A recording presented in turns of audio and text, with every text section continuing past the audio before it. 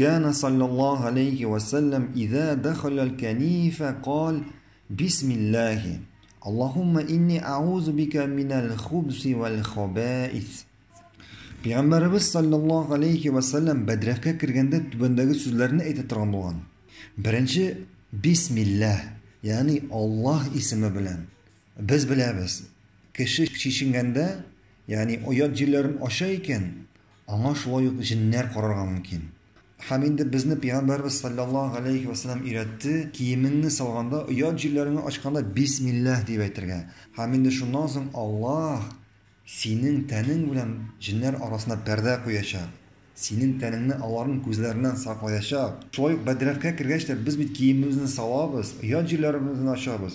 Hem şuna göre Peygamberimiz sallallahu aleyhi ve sellem birinci Bismillah diye aytırgan. Hem sonundan ya Allah, hakikatte men sana ir hem hatın kız cinsinden bulgan jinlerden sıyınam deyip aytıp bedrefke kirgeçtirgan.